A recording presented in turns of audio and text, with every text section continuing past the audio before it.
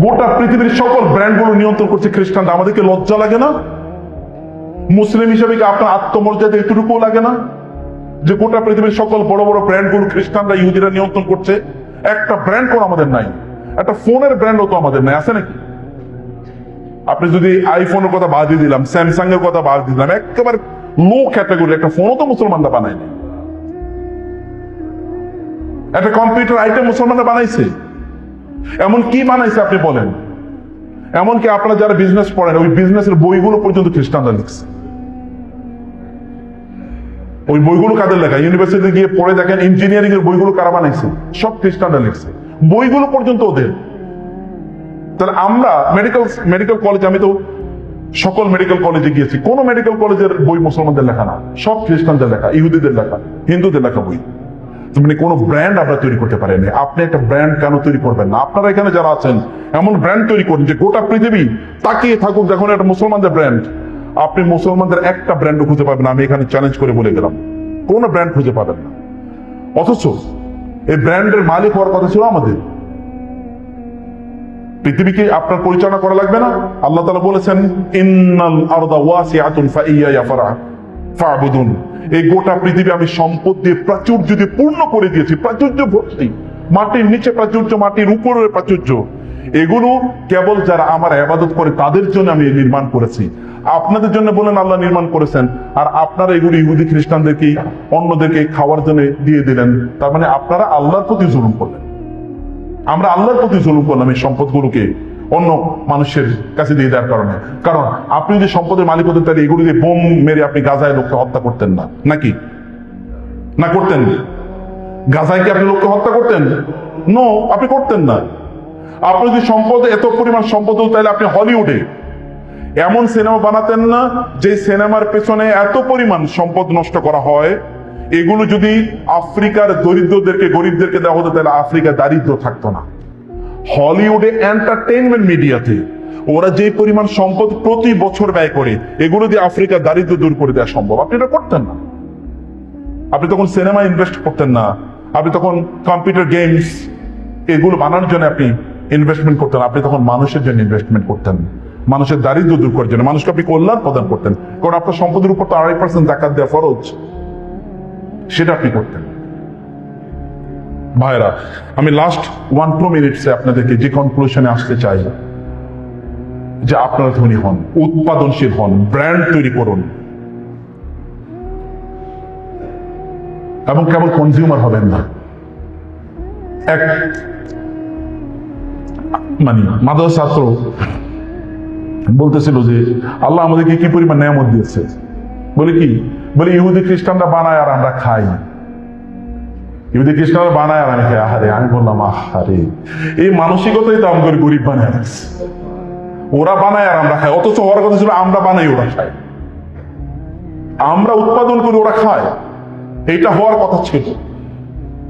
কারণ আল্লাহ তাআলা বলেছেন, কুনতুম খায়রা উম্মাতিন উখরিজাত লিন-নাস, তোমরা শ্রেষ্ঠতম জাতি, তোমাদেরকে মানুষের জন্য বানানো হয়েছে।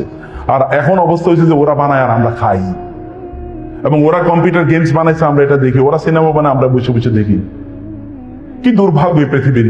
পৃথিবীকে যদি আপনি নিয়ন্ত্রণ করতে হয়, যদি আপনি এডুকেশনে গোটা পৃথিবীকে কন্ট্রোল করতে হয়, যদি মিলিটারিলি গোটা পৃথিবীকে কন্ট্রোল করতে হয়, মুসলমানদের দিকে তাকিয়ে কেউ কথা বলতে পারবে না, এত স্পর্ধা নাই, সাহস নাই। যদি আপনি সেরকম করতে চান, এবং আপনি যদি পলিটিক্যালি যে না, আমি আমার এলাকায় আমি এরকম কোন জুয়া খেলতে দেবো না, আমার এলাকায় সবচেয়ে বেশি সম্পদের আপনাকে অধিকারী হতে হবে। যদি তা করতে হয়, আপনি এলাকায় যদি সবচেয়ে প্রভাবশালী মানুষের পরিণত হতে চান, তাইলে আপনি আমার মতো এইরকম কেবল হইয়েন না যে আমি কেবলমাত্র বক্তৃতা দিচ্ছি কিন্তু আমার কোনো টাকা পয়সা নাই। বক্তৃতাও দেন, টাকা পয়সার মালিক হন। একজন ওমর হন, একজন আবু বকর হন, একজন ওসমান হন। আবু বকর রাদিয়াল্লাহু তাআলা আনহু বেলাল রাদিয়াল্লাহু তাআলা আনহুকে মুক্ত করেছেন, ক্রীতদাস মুক্ত করার টাকা আপনি পাবেন কই? আনহু আয়েশা রাদিয়াল্লাহু তাআলা সহ রাসূল সাল্লাল্লাহু আলাইহি ওয়াসাল্লাম বসে আছেন, এর মধ্যে ওসমান রাদিয়াল্লাহু তাআলা, আবু বকর আসছেন, রাসূল মেহমানভাবে বসে আছেন, ওমর রাদিয়াল্লাহু তাআলা আনহু আসলেন, রাসূল আগের মতো করে বসে আছেন। এর মধ্যে যখন ওসমান আসলেন, রাসূল এবার একটু পরিপাটি হয়ে, সোজা হয়ে, কাপড়টা একটু নিচের দিকে নামিয়ে একেবারে পরিপাটি হয়ে এরকম বসে আছেন। আয়েশা রাদিয়াল্লাহু বললেন, ইয়া রাসূলুল্লাহ, আবু বকর রাদিয়াল্লাহু তাআলা আনহু আসলেন, আপনি একটু নড়াচড়া করলেন না, ওমর রাদিয়াল্লাহু তাআলা আনহু আসলেন, আপনি একটু নড়াচড়া করলেন না। ওসমান রাদিয়াল্লাহু তাআলা আনহু আসলেন, এরকম পরিপাটি হয়ে একেবারে সাজগোজের মতো অবস্থা, জামা কাপড় সব ঠিকঠাক করে বসে আছেন কেন? তিনি বলেন, ওসমান এমন একজন মানুষ, ওসমানের দেখে ফেরেশতারা পর্যন্ত লজ্জা পায়। ওসমানের দেখলে ফেরেশতারা পর্যন্ত লজ্জা পায় রাদিয়াল্লাহু তাআলা আনহু। এই কারণে ওসমান আসলে আমি এরকম থাকতে পারি না, আমি একটু পরিপাটি হয়ে যাই। আপনি কেন তার মতো হবেন না? ওসমান গনি, গনি, গনি মানে ধনী। আমাদের দেশে বলতে ওসমান গনি, গনি মানে ধনী। তার নামের সাথে ধনী শব্দটা মিলে গেছে, নামের সাথে মিলে গেছে। এই আরব বিষয়ে আমাদের উস্তাদরা বলতে পারবেন, বিলিয়নস অফ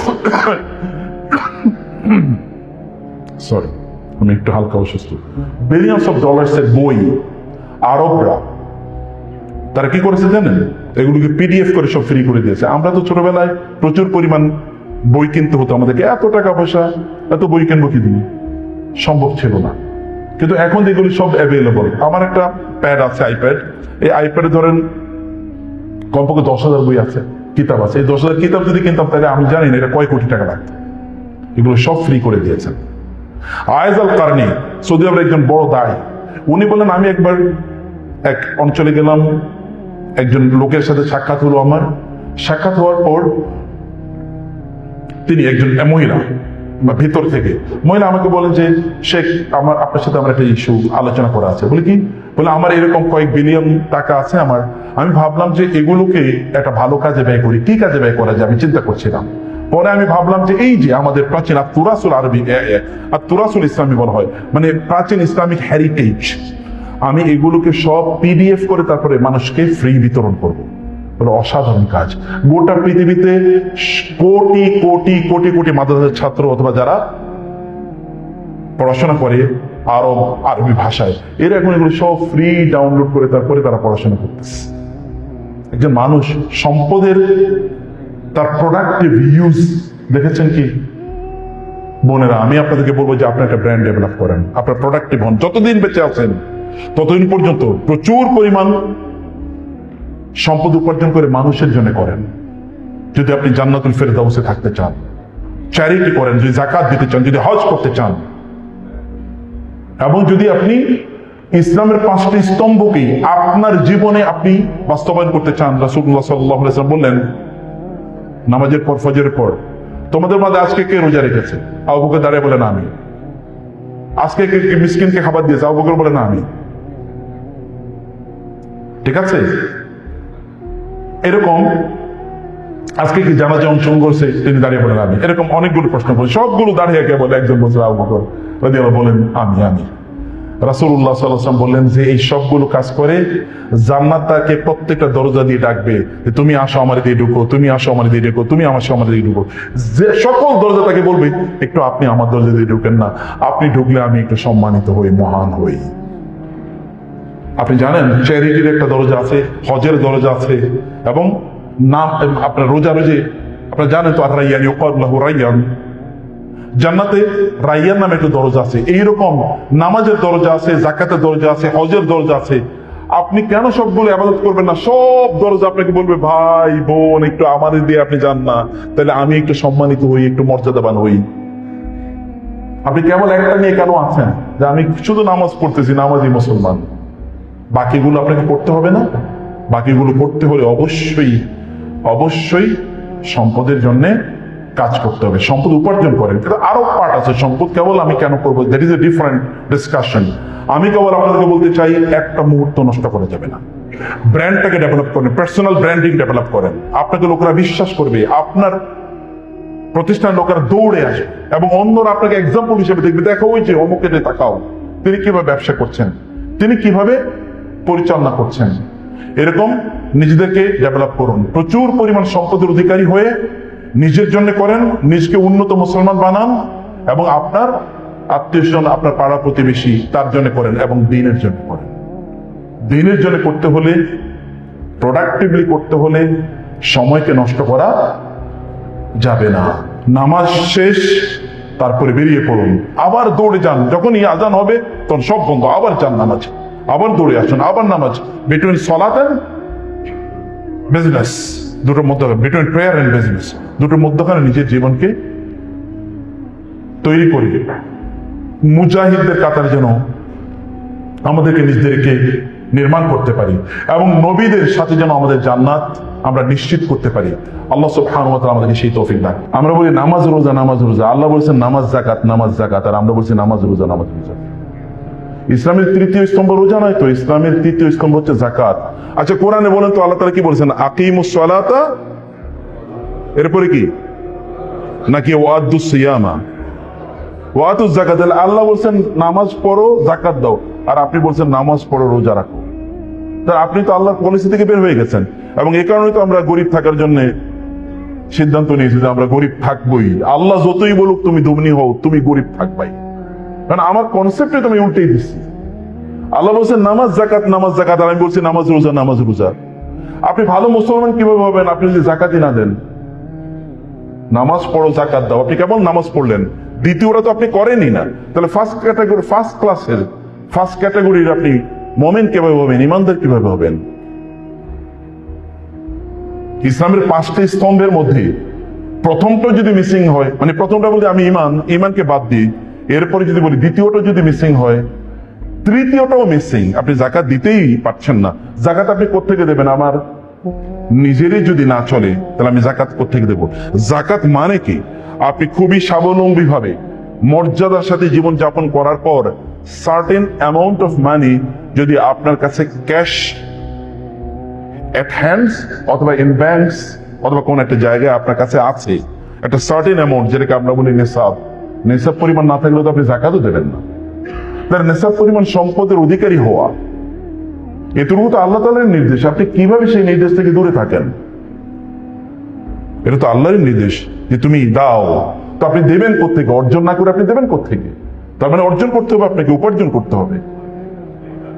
এটা আমি তৃতীয়টার কথা বলি, এবং সামহাউ অর আদার তৃতীয়টা চতুর্থটার সাথেও কিন্তু সম্পদের সম্পর্ক আছে। আপনি জানেন কোরআনে সূরাতুল বাকারায় আল্লাহ তাআলা বলেছেন ওয়ালাল্লাযীনা ইউতীকুনাহু ফিদিয়াতুন তুআমু মিসকিন, কেউ যদি রোজা রাখার সামর্থ্য না রাখে তাহলে তিনি কি করবেন?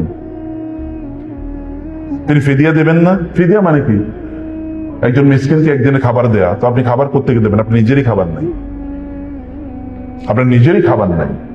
এবং এই কারণে একজন সাহাবী রাসূলুল্লাহ সাল্লাল্লাহু আলাইহি ওয়াসাল্লামের কাছে আসলেন, একজন মহিলা সাহাবী, এবং বললেন ইয়া রাসূলুল্লাহ, আমার স্বামীর তো এই অবস্থা এই অবস্থা এই অবস্থা। অথবা আরেকটা প্রেক্ষাপটে স্বামী এসছেন রাসূলের কাছে এবং এসে বলেন ইয়া রাসূলুল্লাহ, আমি তো এরকম একটা অপরাধ করেছি, অপরাধের জন্য আমাকে কাফারা দিতে হবে টাকা পয়সা, এখন আমার তো টাকা পয়সা নাই। রাসূলুল্লাহ সাল্লাল্লাহু আলাইহি ওয়াসাল্লাম বলেন আচ্ছা ঠিক আছে, তুমি একটু দাঁড়াও, তোমার জন্য আমি ব্যবস্থা করছি। এর মধ্যে যাকাতের খেজুর আসে, যাকাতের খেজুরের একটা অংশ রাসূলুল্লাহ সাল্লাল্লাহু আলাইহি ওয়াসাল্লাম তাকে দিয়ে দিলেন। দিয়ে দেওয়ার পরে বললেন যাও এগুলো মানুষকে দাও। বলে ইয়া রাসূলুল্লাহ কাকে দেব? বলে গরিবদেরকে দেব। বলে মদিনায় তো আমার সেই গরিব কেউ নাই। এটা শুনে রাসূলুল্লাহ সাল্লাল্লাহু আলাইহি ওয়াসাল্লাম হেসে দিলেন এবং হেসে দিয়ে বলেন যাও তোমারটা তুমি খাও, সব তোমার যাকাত তুমি খাও, তারপরে তুমি খাও বাঁচো। আপনি বলেন তো এরকম একজন মানুষ, এর চেয়ে কি ওই ব্যক্তি বেশি মর্যাদাবান না? যে ব্যক্তি বিপদে পড়লো তিনি সাদাকা করতে পারেন, তিনি চ্যারিটি করতে পারেন, অথবা তিনি দান করতে পারেন, আর এটা করার জন্য নিশ্চয়ই আপনার সম্পদ লাগবে। সম্পদ ছাড়া আপনি কিভাবে চলবেন, কিভাবে করবেন? সাহাবায়ে কেরামের একদল সূরাতুত তাওবাতে আছে, তাবুকের যুদ্ধের কথা বলছি, ভয়াবহ অবস্থা। আপনারা জানেন তাবুকের যুদ্ধে 30,000 সৈন্যকে যুদ্ধের অস্ত্র শস্ত্র দিয়ে সজ্জিত করতে হবে, আবার এত দূরের জার্নি যে প্রচুর পরিমাণ খাবারও নিয়ে যেতে হবে, ফলে একটা হিউজ ওয়ার ফান্ড লাগবে। রাসূলুল্লাহ সাল্লাল্লাহু আলাইহি ওয়াসাল্লাম বললেন প্রত্যেককে এই ওয়ার ফান্ডে কন্ট্রিবিউট করতে হবে, প্রত্যেককে কন্ট্রিবিউট করতে হবে। এবং যারা যুদ্ধে যাবে তাদের নিজেদের যুদ্ধের অস্ত্র এবং বাহন ছাড়া তো এত লম্বা সফরে যেতে পারবেন না। তার বাহন অর্থাৎ তার উট অথবা তার ঘোড়া তার নিজের সংগ্রহ করতে হবে, এবং তার অস্ত্র বর্ম এবং তার তলোয়ার অথবা তীর এগুলো তার নিজের কালেক্ট করতে হবে। স্টেট এমন একটা অবস্থায় নাই যে যোদ্ধাদেরকে সবকিছু সরবরাহ করবে। এখন মিলিটারিতে আপনি জানেন পৃথিবীর সবচেয়ে বেশি ব্যয় হয় মিলিটারিতে, তাই না? তো সিকিউরিটিতে এখন মিলিটারি ইকুইপমেন্ট গুলো কেনে কে? সরকার কেনে না, রাষ্ট্র তো কেনে নাকি? নাকি আর্মিরা কেনে? রাষ্ট্র কেনে। রাষ্ট্র কেনে তাদেরকে প্রদান করে। এই কারণে পৃথিবীর সবচেয়ে বড় ব্যয় হচ্ছে সিকিউরিটি খাতে বা এই আর্মস বা উইপন্স এগুলো কেনার খাতে। রাসূলুল্লাহ সাল্লাল্লাহু আলাইহি ওয়াসাল্লাম জানিয়ে দিলেন যে আমাদের এরকম সামর্থ্য নাই রাষ্ট্র তোমাদেরকে এতটুকু দেওয়ার জন্য। একদল সাহাবী আসলেন এবং এসে বললেন, ইয়া রাসূলুল্লাহ, আমাদের তো কিছু নাই, আমরা যুদ্ধে যেতে চাই, অস্ত্র নাই এবং উট ঘোড়াও নাই, আপনি আমাদেরকে দেন। রাসূলুল্লাহ বলেন, লা আজিদু মা আহমিলুকুম আলাইহি, আমি তোমাদেরকে দেয়ার মতো অস্ত্র নাই, এরকম বাহনও নাই, আমি কোত্থেকে দেবো? আমার কাছে নাই, স্টেট এরকম অবস্থা নেই, বাইতুল মাল এরকম সম্পদ নাই। আল্লাহ তাআলা কোরআনে চিত্রায়ন করছেন, তারা ফিরে যাচ্ছে, ওয়া আয়ুনুহুম তাফিদু মিনাদ দাম'i, তখন তাদের চোখ থেকে পানি পড়ছে, তারা কাঁদছেন, কারণ যুদ্ধের ময়দানে তারা যেতে পারেন না এবং তাদের সম্পদ নাই এই মহান যুদ্ধে অংশগ্রহণ করার মতো, সম্পদ নাই সেখানে চ্যারিটি করার মতো, ওয়ার ফান্ডে কন্ট্রিবিউট করার মতো। তারা কাঁদছেন। সাহাবায়ে কেরাম রাদিয়াল্লাহু তাআলা আনহুম যখন তাদের সম্পদ না থাকতো এবং এই কারণে তারা কন্ট্রিবিউট করতে না পারতেন, তারা কেঁদেছেন, কোরআন তা চিত্রায়িত করেছে। আর এর বিপরীতে আপনারা দেখেন তো অন্যরা, আবু বকর রাদিয়াল্লাহু তাআলা আনহু, আব্দুর রহমান ইবনে আউফ, ওসমান ইবনে আফফান রাদিয়াল্লাহু তাআলা আনহু, তাদের কথা একবার চিন্তা করে দেখেন তারা কি পরিমাণ অংশগ্রহণ করেছে। সম্মানিত ভাইরা বোনেরা, আমি যে কথা বলছি যে আপনি যদি যুদ্ধ যেতে চান বা যুদ্ধ যদি আপনি করতে চান, সেখানে কিন্তু আপনার সম্পদ লাগবে। সেই জায়গায় একজন মানুষ সম্পদের বাইরে তার নিজেকে চিন্তা করে কিভাবে? একজন মুসলমানের প্রত্যেকটি মুহূর্তে তার এটার প্রয়োজন হয়, কারণ তিনি যদি ফিদিয়া দিতে চান, তিনি যদি রোজা না রাখতে পারেন, তাহলে তাকে ফিদিয়া দেওয়া লাগে, তার জন্য তার সম্পদ লাগবে। সর্বশেষ ইসলামের স্তম্ভ কি বলেন তো? ইসলামের 5টা স্তম্ভ না, পঞ্চম স্তম্ভ কি? হজ তো ফ্রি করা যায় না কেন? বাংলাদেশ সরকার ফ্রি নেয় না হজে? সৌদি আরব ফ্রি নেয় না? হজ করতে কত টাকা লাগে বলেন তো? এখন 7 লাখ টাকা লাগবে। এটা তো একেবারে গরিবী হালতে করলে। যদি একটু ভালো হালতে করতে চান তাহলে কত লাগবে? তো এই টাকা আসবে কোত্থেকে? আমরা রাস্তায় এবার ভিক্ষা করবো যে আমাদেরকে টাকা দেন, তারপরে হজ করতে যাব নাকি? হজ করার জন্য ইউনিট মানি। আচ্ছা, একজন মুসলিম তিনি যদি ইসলামের সরাসরি দুটো স্তম্ভ যেটি সম্পদের সাথে সম্পৃক্ত, এটা তিনি যদি সম্পাদন না করতে পারেন, আর বাকি অন্য কেউ সরাসরি এই যে 5টি স্তম্ভ এর মধ্যে যে দুটো সরাসরি সম্পদের সাথে সম্পৃক্ত তিনি সেগুলো করছেন, তিনি আমার চেয়ে বেটার মুসলিম নাকি দুর্বল মুসলিম? কি হবেন? অবভিয়াসলি আমরা যদি বাহ্যিক দৃষ্টি দেখি তিনি বেটার মুসলিম হওয়ার কথা, কারণ হজ করলে তার সকল গুনাহ আল্লাহ মাফ করে দেবেন।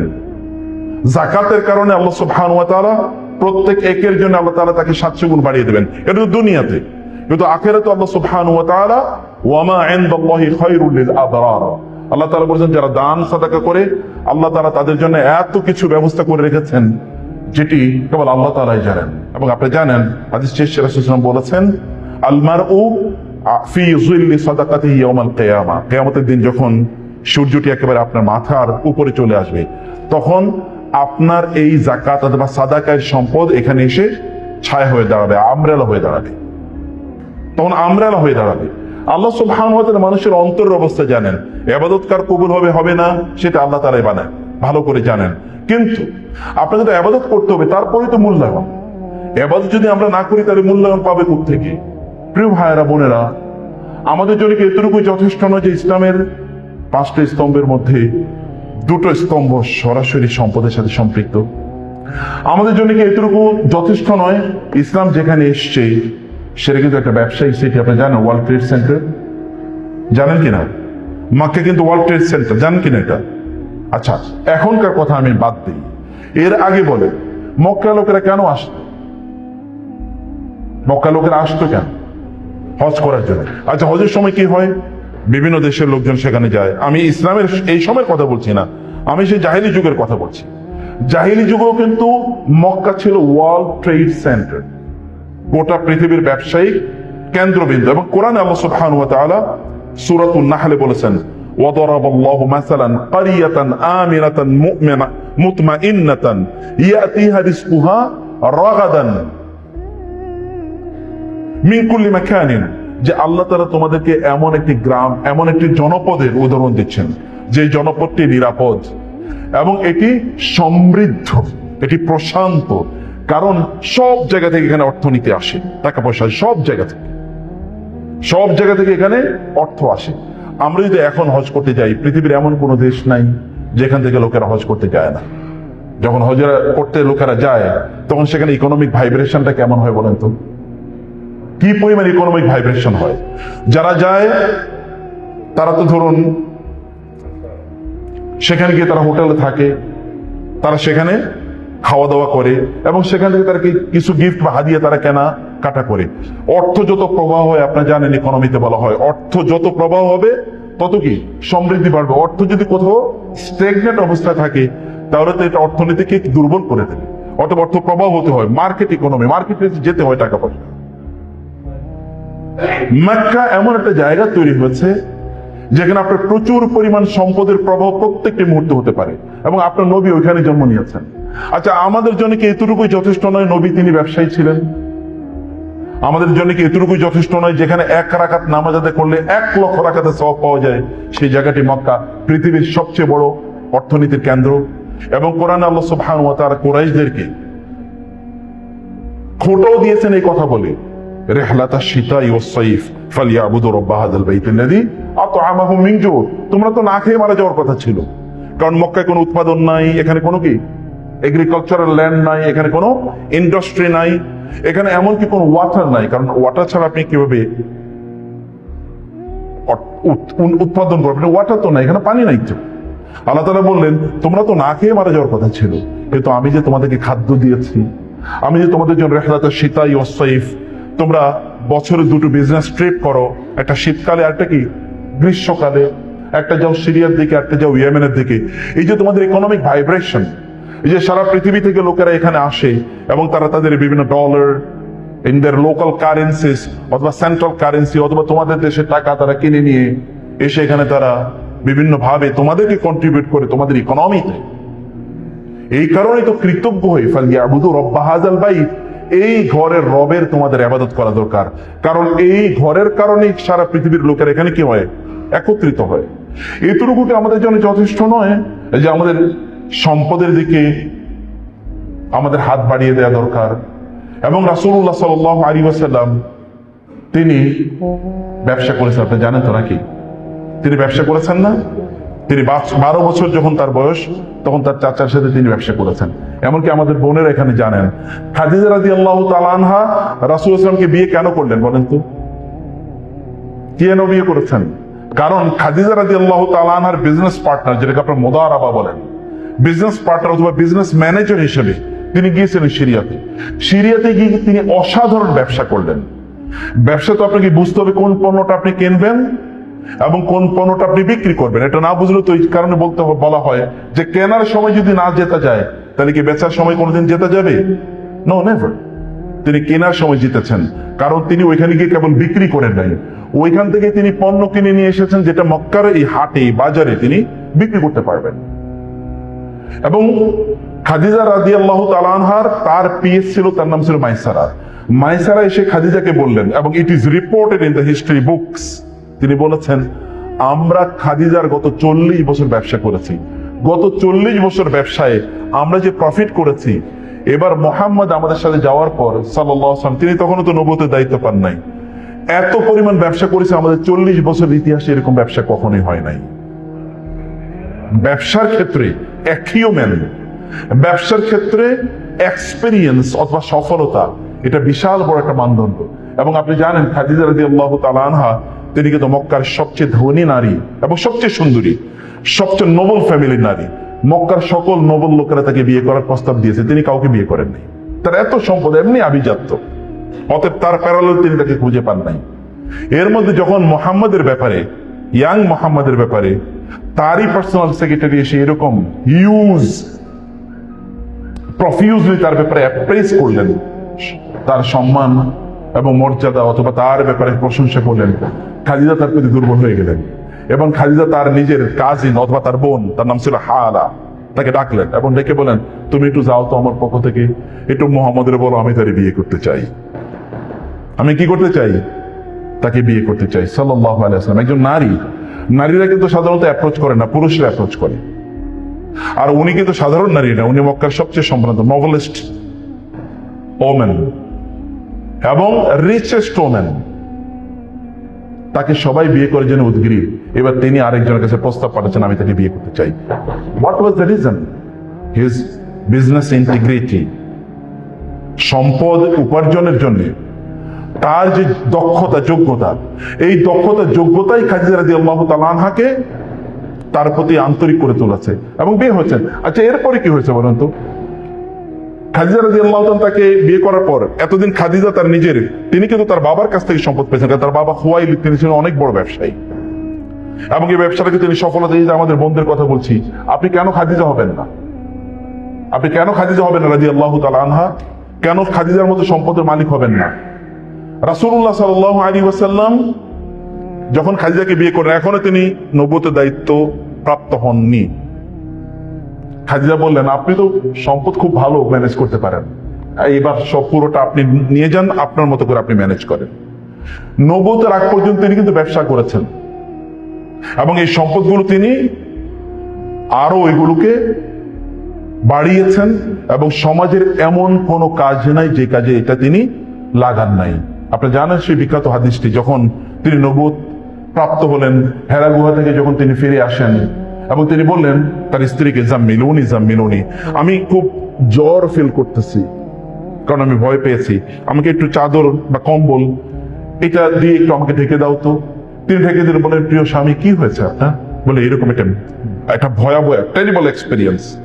কারণ জিবরিল আলাইহিস সালাম এসেছেন, তাকে জড়িয়ে ধরেছেন, তাকে বলেছেন পড়ো, তাকে বুকের সাথে পিষ্ট করেছেন, হাড় গোড় প্রায় ভেঙে যায়, এমন একটা অবস্থা। It was so terrible an experience. তিনি বলে, আমি এরকম ভয় পেয়েছি, আমি কি ভূতে ধরলো, আমি কি পাগল হয়ে গেলাম? খাদিজা কি বলেছে জানেন? না, কাল্লা ওয়াল্লাহি, অসম্ভব, নো নেভার, লা ইউযিক আল্লাহু আবাদা। আল্লাহ তাআলা আপনাকে কখনোই লাঞ্ছিত করবেন না। কারণ কি? ইন্নাকা লা তাসিলুর রাহিমা ওয়া তাহমিলুল কাল্লা ওয়া তাকসিবুল মা'দুমা ওয়া তুঈনু আলা নাওয়াইবিল হক। আপনি তো যারা সমাজে বিধবা, ইয়াতীম, অসহায়, দুর্বল, গরিব, তাদের পেছনে আপনি সম্পদ ব্যয় করেন।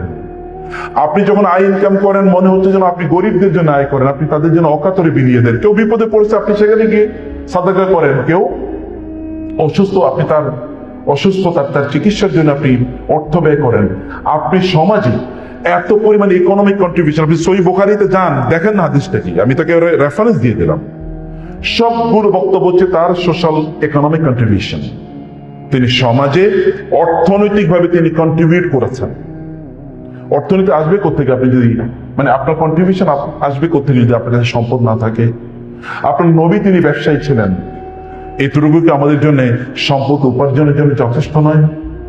রাসূলুল্লাহ সাল্লাল্লাহু আলাইহি ওয়াসাল্লাম বলেছেন, আত-তাজিরু সাদুকুল আমিন মা'আশ শুহাদা ওয়ান নাবিয়্যিন ওয়াস সিদ্দিকিন। যারা সত্যবাদী ব্যবসায়ী, যারা বিশ্বস্ত ব্যবসায়ী, এরা কিয়ামতের দিন থাকবে কাদের সাথে? নবীদের সাথে জান্নাতে থাকবে, সিদ্দিকদের সাথে মানে আবু বকরদের সাথে থাকবে জান্নাতে, শহীদদের সাথে অর্থাৎ ওমর এবং ওসমান, আলীদের সাথে জান্নাতে থাকবে। সুবহানাল্লাহ পড়বেন না? আপনি আল্লাহ রাসূল সাল্লাল্লাহু আলাইহি ওয়াসাল্লাম নবী এবং সিদ্দিক এবং শুহাদাদের সাথে ব্যবসায়ীদের পার্থক্য করেন নাই। পার্থক্য একটা জায়গা আছে যে নবীরা নবুয়ত কেবল দ্বীন প্রচার করেছে, এতটুকুই, কিন্তু ব্যবসায়ীরা দ্বীন প্রতিষ্ঠার জন্য সবচেয়ে বেশি অবদান রেখেছে। আচ্ছা, আপনি একবার চিন্তা করে দেখেন তো, মসজিদগুলো কোত্থেকে চলবে যদি আপনার টাকা না থাকে? মাদ্রাসাগুলো কোত্থেকে চলবে যদি টাকা না থাকে? দিনী দাওয়াতি কাজ কোত্থেকে চলবে যদি আপনার টাকা না থাকে, যদি আপনার সম্পদ না থাকে? এগুলো কোত্থেকে চলবে? ফলে নবীরা যে কাজ করেছে, ঠিক প্যারালালি একই কাজ ব্যবসায়ীরা করে থাকেন, যদি তারা সৎ এবং দিনদার ব্যবসায়ী হন। যদি তারা সৎ এবং দিনদার ব্যবসায়ী হন, আপনি কেন আপনার নিজকে বঞ্চিত করবেন? আপনার যেটা রিয়েল এস্টেটের কথা বলছেন, কোরআনে রিয়েল এস্টেট সংক্রান্ত আয়াতগুলো আমার সবচেয়ে প্রিয়। কিভাবে প্রিয় আমি বলি, যেমন সূরা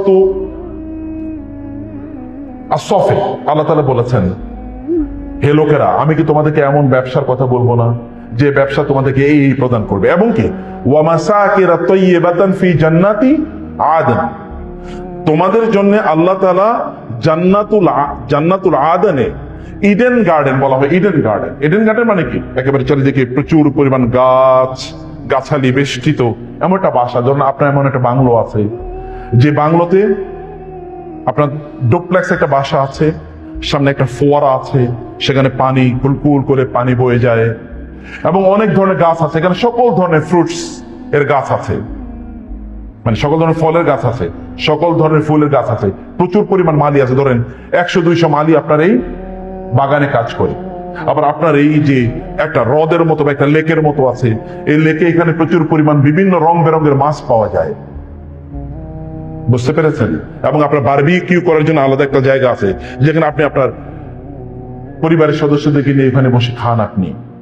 এবং আপনার এখানে শীতের সময়ও আপনি খুব মজা পান, এবং আপনি গরমের সময় খুবই মজা পান। একেবারে কুল এন্ড কাম একটা এনভায়রনমেন্ট। পাখিগুলো সেখানে একটু কিচির মিচির আওয়াজ করে, ওইখানে আপনার প্রচুর পরিমাণ হরিণ সহ অন্যান্য প্রাণী আছে, একটা চিড়িয়া নিজেও তৈরি করেছেন। এবং আপনার বাসাটা এত অসাধারণ যে ওইখানে গেলেই আপনার শান্তি এবং প্রশান্তিতে আপনার চোখ জুড়িয়ে যায়, আপনি তাকালেই আপনার চোখ ভরে যায়, আপনার আনন্দ লাগে। ওইখানে গেলে আপনি প্রচন্ড চারিদিকে খুবই অস্থিরতার মধ্যে আছে, কিন্তু আপনি ঘরের মধ্যে ঢোকার পরে প্রশান্তি, মনে হচ্ছে যে রাজ্যের শান্তি এসে আপনাকে কি ভরে দিয়েছে। এরকম একটা ঘর যদি আপনার থাকে কেমন হবে? এরকম একটা ঘরের চিত্র কিন্তু আল্লাহ তাআলা জান্নাতে বলেছেন। আর দুনিয়া থেকে এরকম ঘর বানানো যায় না? যায় কিনা?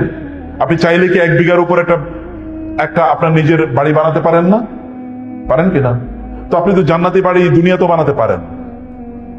এটা তো আল্লাহ সুবহানাহু ওয়া তাআলা আল্লাহ তো এটাকে নেগেট করেন নাই, ডিনাই করেন না, ডিসগ্রেস করেন নাই, ডিসডেইন করেন না। আল্লাহ তাআলা এটাকে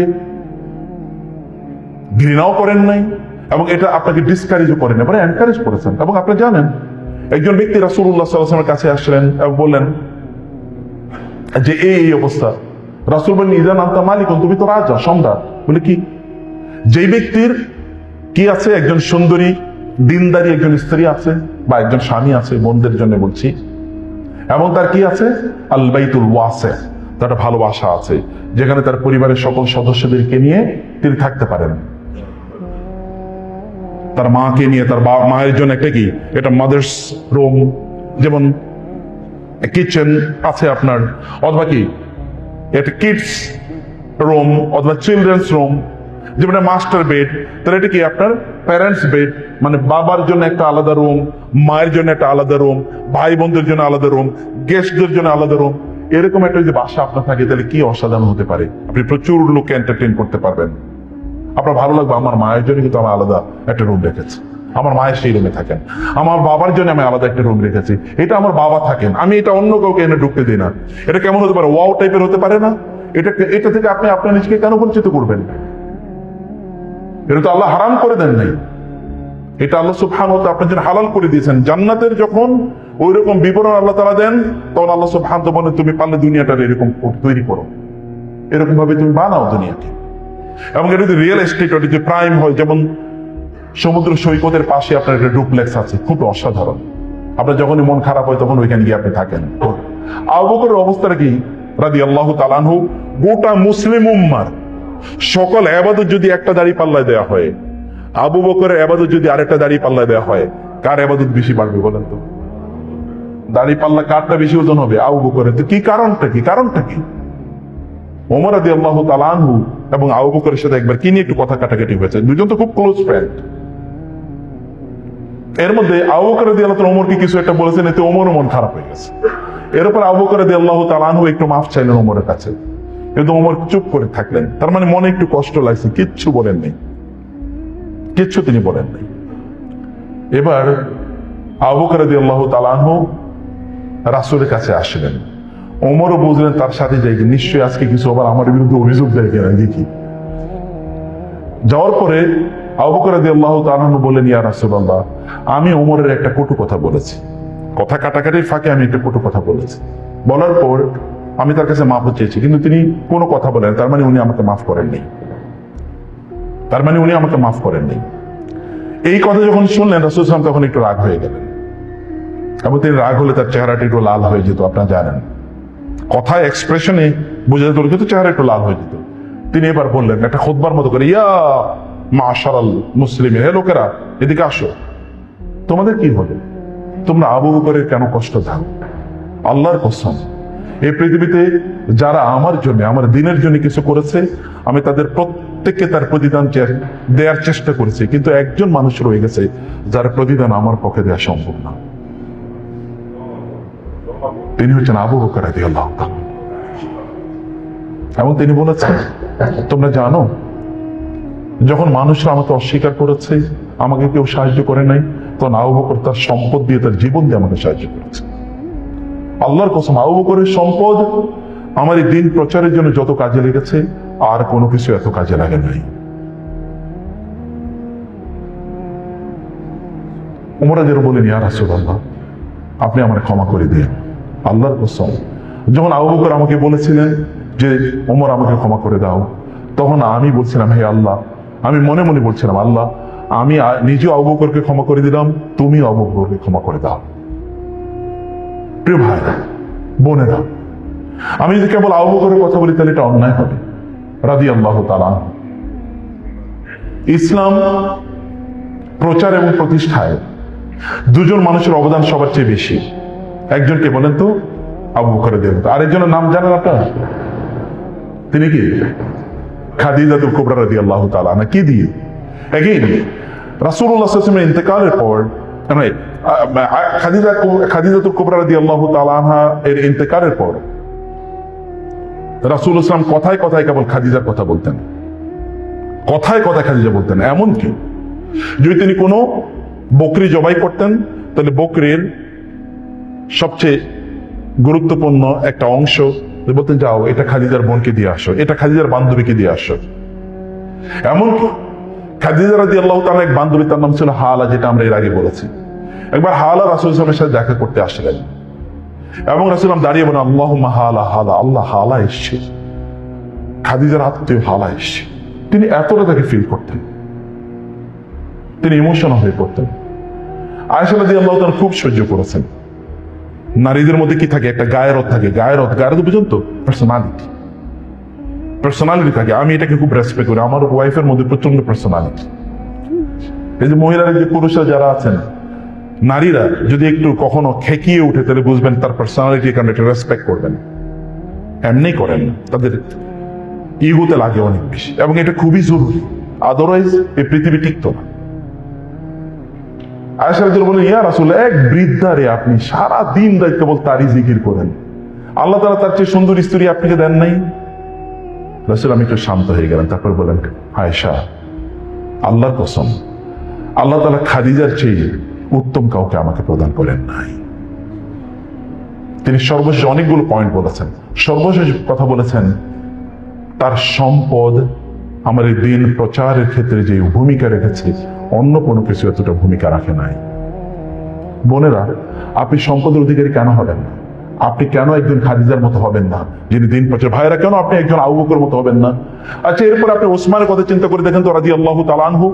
এখনো আরবে মদিনায় ওসমান রাদিয়াল্লাহু তাআলা আনহু রেখে যাওয়া সম্পদের চ্যারিটি সেখানে ওয়াকফ করা হয়েছে। 1500 বছর, 1450 বছর পরেও সেখান থেকে এখনো দিন প্রচার এবং প্রতিষ্ঠার জন্য এখনো ব্যয় করা হয়। আপনি চ্যারিটি কিভাবে করবেন? একজন মানুষ মারা গেলে তার আমলনামা বন্ধ হয়ে যায়, কিন্তু 3টা চ্যানেল খোলা থাকে না?